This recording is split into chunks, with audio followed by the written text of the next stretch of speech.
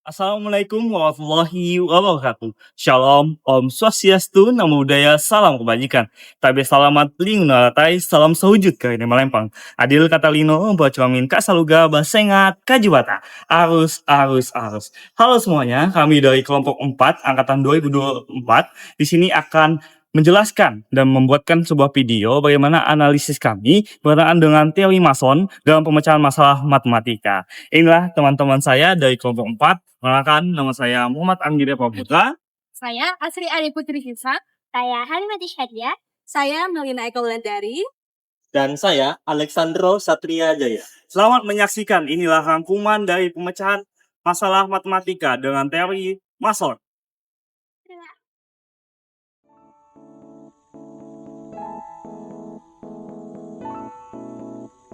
Dalam pembelajaran matematika, kemampuan pemecahan masalah menjadi kunci untuk menumbuhkan cara berpikir kritis, logis, dan kreatif pada siswa. Pada kurikulum Merdeka, proses belajar tidak hanya berfokus pada perhitungan, tetapi juga bagaimana siswa memahami, merencanakan, hingga merefleksikan langkah penyelesaian suatu masalah. Untuk itu, dibutuhkan instrumen yang dapat menilai kemampuan tersebut secara menyeluruh. Pada teori John Mason, dengan 3 tahap utamanya yaitu entry, attack, dan review menjadi landasan penting dalam menganalisis proses berpikir siswa. Pada SMA Negeri 5 Palangkaraya, khususnya kelas 10-12, observasi dilakukan pada materi barisan dan deret untuk melihat bagaimana siswa menerapkan ketiga langkah tersebut. Melalui observasi ini diperoleh gambaran tentang kemampuan mereka dalam memahami dan menyelesaikan permasalahan matematika sesuai dengan teori John Mason, yang nantinya dapat menjadi dasar pengembangan pembelajaran berikutnya. Bertolak dari latar belakang tersebut, muncul satu pertanyaan utama. Bagaimana sih kemampuan siswa kelas 10-12 SMA Negeri 5 Palangkaraya dalam menyelesaikan soal pemecahan masalah matematika berdasarkan teori John Mason pada materi barisan dan deret? Observasi ini bertujuan menggambarkan dan menilai kemampuan pemecahan masalah matematika siswa kelas 10-12 SMA Negeri 5 Palangkaraya berdasarkan tahap pemikiran yang dikemukakan oleh teori John Mason pada materi barisan dan deret.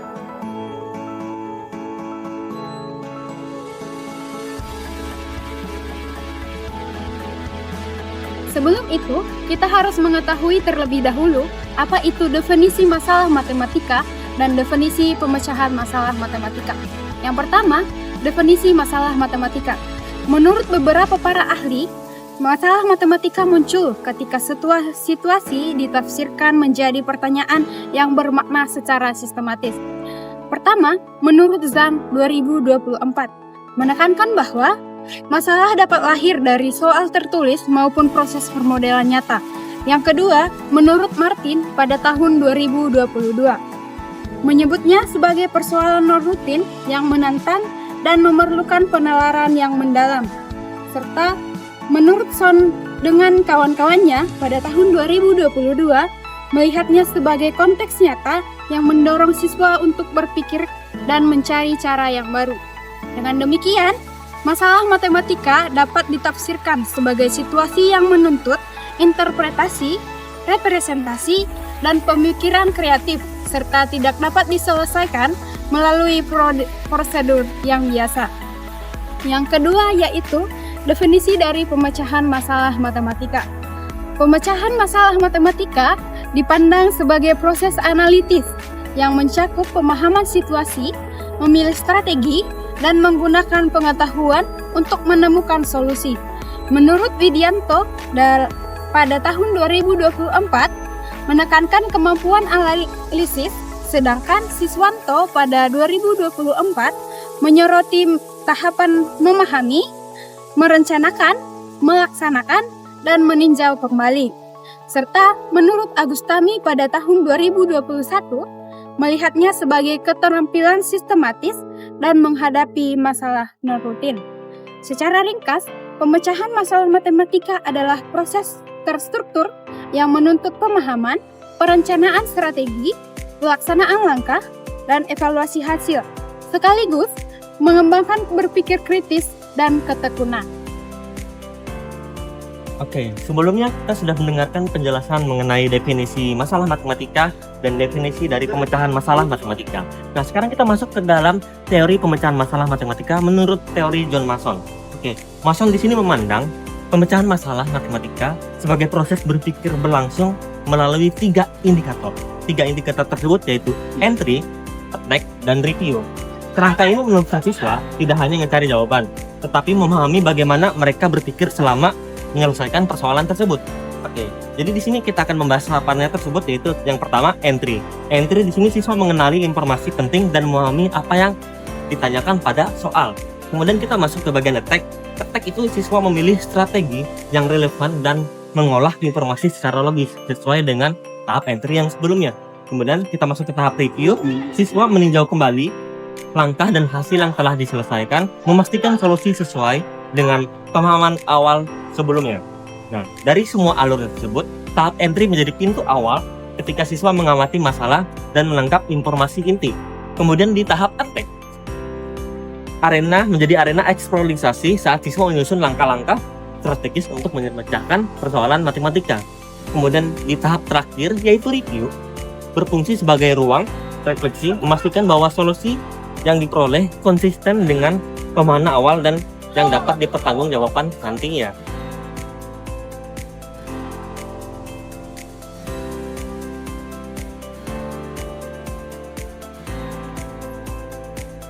Udah mulai? Oke, baik, sekarang kita masuk ke metode observasi. Pada observasi ini, kami tuh berfokus pada pendeskripsian proses berpikir siswa kelas 10. Nah, dalam menyelesaikan masalah matematika yang berdasarkan pada teori John Mason, karena tujuan utamanya itu adalah memahami proses. Lalu, pada proses ini kami menggunakan yaitu pendekatan kualitatif. Nah, aktivitas siswa itu diamati melalui proses observasi ini, yaitu melalui pengerjaan soal dan ada wawancara setelah mereka menyelesaikan tugas. Dalam keseluruhan prosesnya, kami menggunakan instrumen utama yaitu mengatur perencanaan, pelaksanaan, pengumpulan, hingga analisis data. Pada itu untuk perkuatkan temuan kami digunakan instrumen tambahan berupa pemecahan masalah. Pada materi, barisan, dan deret, serta pedoman wawancara yang menggali cara siswa itu menalar dan mengambil keputusan selama penyelesaian soal. Oke, sekarang kita masuk ke subjek dan lokasi observasi. Di sini observasi kami laksanakan di kelas 10-12 SMA Negeri 5 Palangkaraya, di mana di sana berjumlah 35 siswa. Dari kelas tersebut dipilih 3 siswa berdasarkan penilaian guru matematika masing-masing yang mewakili tingkat kemampuan berpikir mereka masing-masing juga dari tingkat berpikir tinggi, sedang, sampai rendah. Di mana 3 siswa ini yang menjadi fokus utama kami untuk menganalisis lebih mendalam lagi. Lalu data yang kami kumpul itu merupakan hasil pengerjaan mereka yang tertulis dan hasil wawancara siswa saat menyelesaikan soal tersebut. Nah, tadi sudah disampaikan oleh Melina mengenai tentang metode dan subjek dan lokasi observasi. Nah, yang satu ini tidak kalah penting, yaitu berkenaan dengan instrumen observasi. Instrumen observasi ini memegang peranan yang penting dalam mengarahkan dan memastikan bahwa observasi tersebut diperoleh sesuai dan tujuan observasi. Dalam observasi ini, instrumen yang digunakan disusun untuk menelusuri kemampuan pemecahan masalah siswa melalui teori 3 tahap John Mason. Beberapa instrumen yang digunakan ialah pemecahan masalah matematika, pedoman wawancara, serta rubrik penilaian yang terstruktur. Pertama, kita bahas terlebih dahulu berkenaan dengan soal pemecahan masalah matematika. Soal yang digunakan merupakan instrumen utama untuk melihat bagaimana siswa menerapkan tahapan entry, attack, dan review. Soal disusun berdasarkan indikator pemecahan masalah pada materi barisan dan deret dalam kurikulum Merdeka, serta relevan dengan pengalaman kontekstual siswa. Soal mengangkat konteks nyata mengenai jumlah kursi stadion Tua Kore. Dalam soal pemecahan matematika ini, kami memuat konteks nyata mengenai jumlah kursi di stadion Tua Kore. Nah, stadion Tua Kore ini mengalami renovasi, sehingga baris ke-10 dan di 11 dihilangkan. Nah, siswa diminta untuk menuliskan informasi yang tersedia, langkah penyelesaian, serta kesimpulan dari hasil yang mereka peroleh. Dengan soal seperti ini, proses berpikir siswa dapat terlihat secara jelas, mulai dari bagaimana mereka memahami persoalan, langkah apa yang mereka ambil, hingga cara mereka menarik kesimpulan. Selanjutnya masuk pada bagian pedoman wawancara, di mana pedoman wawancara menjadi instrumen pendukung yang menggali lebih dalam proses mental siswa. Nah, wawancara dilakukan secara tatap muka setelah siswa selesai mengerjakan soal, sehingga siswa dapat menjelaskan logika dan alasan di balik langkah penyelesaian mereka. Pertanyaan ini kami susun secara terstruktur mengikuti tahapan John Mason, di mana pada tahap M3, siswa ditanya mengenai informasi apa yang mereka peroleh dari soal dan apa yang mereka pahami sebagai inti permasalahan. Selanjutnya, pada tahap Attack, siswa diminta menjelaskan strategi yang dipilih dan alasan kenapa mereka yakin dengan strategi tersebut.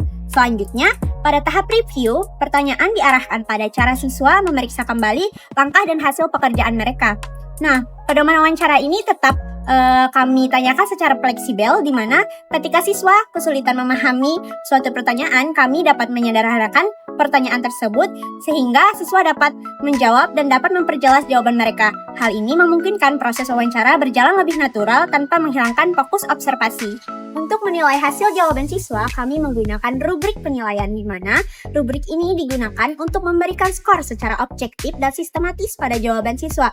Setiap tahap pada teori John Mason, yaitu M3, Attack, dan Review, diberi indikator keberhasilan dan tingkat capaian yang berjenjang dari skor 1 sampai dengan 4. Pada tahap M3, rubrik menilai kelengkapan dan ketepatan siswa dalam menuliskan data diketahui dan ditanyakan. Selanjutnya, pada tahap Attack, menilai ketepatan substitusi, keterurutan langkah, serta ketelitian perhitungan. Selanjutnya, pada tahap Review, menilai kemampuan siswa dalam menyusun kesimpulan yang logis, runtut, dan sesuai dengan konteks soal. Dengan menggunakan rubrik ini, proses penilaian menjadi lebih terarah. Jadi, kami tidak hanya mengetahui apakah siswa benar atau salah, tetapi kami dapat melihat sejauh mana tahapan pemecahan masalah secara John Mason ini dilakukan dengan baik dan di mana letak kekurangan siswa. Hasil penilaian ini membantu penyusunan kriteria penilaian yang relevan untuk mengukur kemampuan pemecahan masalah sesuai dengan teori John Mason.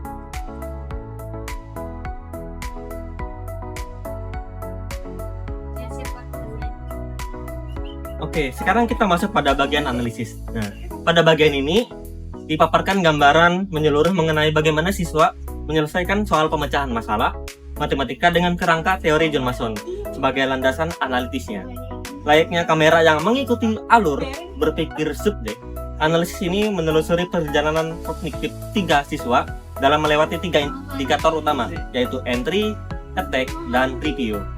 Melalui hasil tes dan wawancara, muncul pola-pola hambatan dan karakteristik unik dari masing-masing subjek yang menggambarkan proses berpikir matematik mereka. Oke, sekarang kita masuk yang pertama, yaitu subjek kemampuan tingkat tinggi. Pada subjek kemampuan tingkat tinggi, alur berpikir tampak teratur dan matang. Nah, di indikator entry, ketika berhadapan dengan soal, subjek KT segera mengenali informasi yang penting dari sukup pertama, beda barisan, dan jumlah barisan. Ia memahami inti persoalan menentukan total kursi setelah baris ke-10 dan ke-11 dihilangkan. Kemudian dalam wawancara, ia menjelaskan kembali dengan jelas apa yang diketahui dan apa yang ditanyakan, sekaligus menyebutkan rumus barisan dan deret sebagai strategi pemecahan yang menurutnya paling tepat. Pemahamannya awalnya kuat, stabil, dan langsung terarah. Kemudian kita masuk ke bagian indikator attack. Nah, pada tahap ini, KT menunjukkan langkah prosedural yang mulus. Ia menghitung deret ke-20 dan menentukan suku ke-10 dan ke-11, lalu mengurangkan keduanya hingga memperoleh hasil, yaitu 783. Ketika ditanya mengapa yakin dengan langkahnya, ia berkata sesuai dengan rumus dan kewajaran hasil. Ia bahkan menjelaskan bahwa jika terjadi kesalahan, ia akan meninjau ulang rumus atau bertanya untuk memastikan pemahaman. Ada kesadaran metakognitif yang kuat dalam diri subjek KT. Kemudian di yang terakhir, yaitu indikator review. Pada tahap ini, KT memeriksa kembali keakuratan hasilnya. Ia memastikan bahwa nilai yang diperoleh tetap wajar dan konsisten. Meskipun sempat bingung pada tahap awal, KT mampu menyelesaikan diri dan menyadari bahwa 2 baris harus dikeluarkan sebelum menghitung total kursi. Ia juga yakin bahwa jika soal dibuat lebih kompleks, prosedurnya tetap sama, hanya menunjukkan pemahaman konsep yang lebih stabil lagi. Nah, berdasarkan 3 indikator tadi dari entry, attack, dan review, subjek KT menampilkan pola berpikir yang lengkap sesuai teori Mason. Memahami masalah, menyusun strategi yang relevan, dan meninjau kembali hasil dengan refleksi yang baik. Pemahamannya matang dan langkah-langkahnya runtut sekali. Baik, sekarang kita masuk ke subjek kemampuan tingkat sedang, di mana dalam subjek tingkat sedang ini dia itu berada di tengah-tengah. Dia cukup memahami konsep namun masih melakukan beberapa keliruan yang mempengaruhi hasil akhirnya. Pada indikator entry, pada tahap awal dia mampu menyebutkan data penting soal memahami apa yang diminta. Dan ia juga mampu mengenali suku pertama, beda barisan, serta jumlah baris. Lalu kemudian dia bisa menggunakan rumus UN dan SN sesuai penjelasan sebelumnya. Dan dia juga pemahamannya cukup kuat meski belum optimal sesuai dengan kemampuan tingkat tinggi. Lalu pada indikator attack, dia mulai mengetahui masalah itu mulai tampak pada tahap ini. Lalu dia menghitung S20 dengan benar tetapi hanya mengurangkan S20 dengan U10-nya tanpa menghitung U11-nya. Lalu kesalahan kecil itu menyeratkan hasil akhirnya yaitu menjadi 828. Ia tampak ragu terhadap jawabannya sendiri. Meskipun merasa langkah akhirnya itu menjadi 828, ia tampak ragu, kayaknya pas deh gitu. Lalu keraguan ini menunjukkan bahwa kemampuan tingkat sedang ini memahami rumus tetapi belum sepenuhnya menguasai struktur persoalannya. Lalu pada indikator yang ketiga yaitu indikator review, di mana pada subjek kemampuan tingkat sedang ini dia menuliskan kesimpulan. Namun karena perhitungannya salah, kesimpulan pun ikut akan melenceng dari jawaban yang sebenarnya. Lalu pada wawancara juga ia menunjukkan bahwa itu tuh tidak benar-benar memeriksa kembali hasil yang sudah dia kerjakan. Dia hanya berharap hasilnya itu benar daripada memastikan kebenarannya. Dan juga dia berdasarkan 3 indikator tadi, dia juga menjelaskan bahwa pemahaman dia itu awalnya cukup baik, tetapi pada tahap attack dan review menunjukkan bahwa kemampuan tingkat sedang ini itu membutuhkan penguatan dalam ketelitian lagi, pengecekan ulang dan hubungan setiap langkahnya. Baik, yang terakhir yaitu subjek kemampuan tingkat rendah. Subjek kemampuan tingkat rendah memperlihatkan tantangan yang lebih kompleks pada ketiga indikator. Pertama, indikator entry. Subjek kemampuan rendah mampu menuliskan informasi dasar dengan benar, tetapi belum memahami secara utuh apa yang harus dia cari. Ia hanya menyebutkan jumlah kursi di stadion tanpa memperhitungkan baris yang dihilangkan. Ia memilih metode yang menurutnya paling mudah karena merasa bingung memakai rumus. Pemahaman awalnya belum menuntun ke arah tujuan penyelesaian. Kedua, indikator attack. Subjek kemampuan rendah menghitung suku ke-20 dengan benar, tetapi berhenti di sana dan tidak menghitung suku ke-10 dan suku ke-11. Ia mengaku tidak yakin dengan strateginya dan merasa bingung menghadapi soal cerita. Ketika strategi tidak berjalan, ia memilih mengulang dan menunda untuk belajar. Hal ini menunjukkan bahwa kemampuan tingkat rendah masih berada pada tahap mencoba memahami struktur persoalan, bukan benar-benar menyelesaikannya. Ketiga, indikator review. Subjek kemampuan rendah tidak melakukan pengecekan ulang karena terburu-buru. Ia menuliskan kesimpulan yang keliru dan tidak memeriksa konsistensi perhitungannya. Ia menyadari kesulitannya terutama pada bagian perhitungan.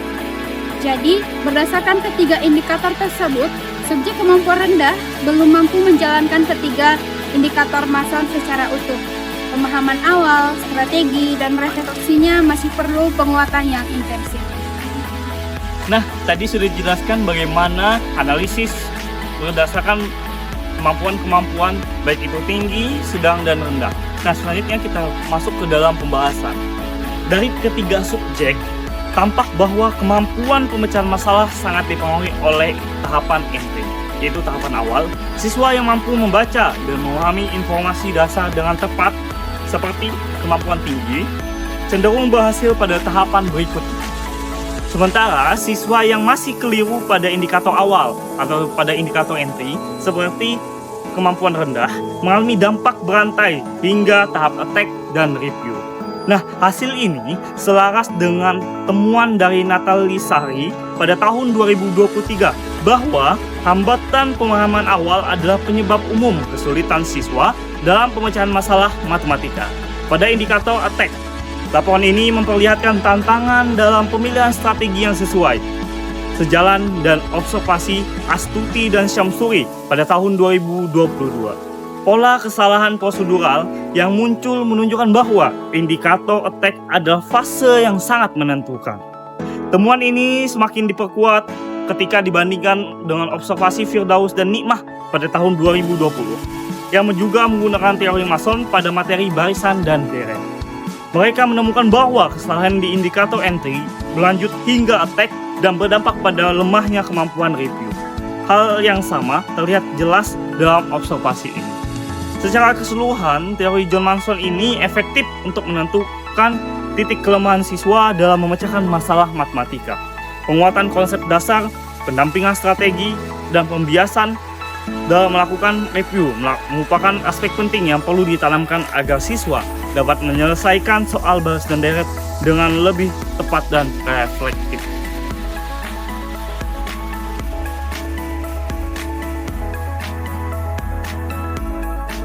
Baik, sekarang kita masuk ke kesimpulan berdasarkan rangkaian analisis yang dilakukan terhadap kemampuan pemecahan masalah matematika siswa kelas 10-12 SMA Negeri 5 Palangkaraya. Melalui pendekatan John Mason, terlihat bahwa setiap subjek itu menampilkan karakteristik yang berbeda-beda pada indikator entry, attack, and review.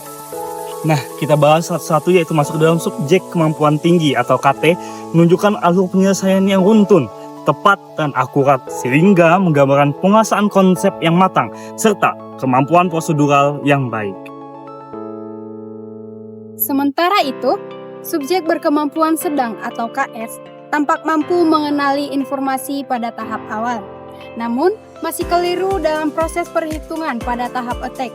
Kekeliruan tersebut kemudian berdampak pada ketidaktepatan kesimpulan pada tahap reviewnya. Di sisi lain, subjek berkemampuan rendah atau KR terlihat kesulitan sejak tahap entry, tersendat dan juga terhambat dalam menentukan strategi pada tahap attack, dan tidak mampu memverifikasi kembali hasil penyelesaiannya pada tahap review. Oke, jadi secara keseluruhan, analisis ini memperlihatkan bahwa kerangka berpikir John Mason tetap relevan dalam membaca pola pemecahan masalah siswa. Entry menjadi penentu arah, attack mencerminkan keterampilan prosedural, dan review menggambarkan kemampuan evaluatif. Perbedaan capaian pada setiap indikator menegaskan perlunya pembelajaran yang menekankan penguatan konsep, strategi penyelesaian, dan kebiasaan reflektif agar kemampuan pemecahan masalah siswa semakin berkembang. Selanjutnya kita masuk ke dalam saran. Sebagai peneliti, mahasiswa diharapkan lebih cermat dalam merancang instrumen dan memastikan setiap tahap pengumpulan data berjalan sesuai prosedur. Ketelitian dalam menganalisis temuan juga perlu ditingkatkan agar gambaran proses berpikir siswa dapat terinvestasi dengan lebih tepat. Selain itu, kemampuan refleksi dan evaluasi observasi perlu terus diperkuat agar hasil analisis dapat memberi kontribusi nyata bagi peningkatan kualitas pembelajaran matematika. Sekian apa yang telah kami sampaikan. Mohon maaf apabila ada salah kata. Terima kasih atas perhatiannya. Wassalamualaikum warahmatullahi wabarakatuh. Shalom, Om Swastiastu, Namo Buddhaya, salam kebajikan. Tabe salamat, lingkungan hatai, salam sawujud kali melempang. Adil Katalino, bocomain kasaluga, basengat, kajubata. Arus, arus, arus.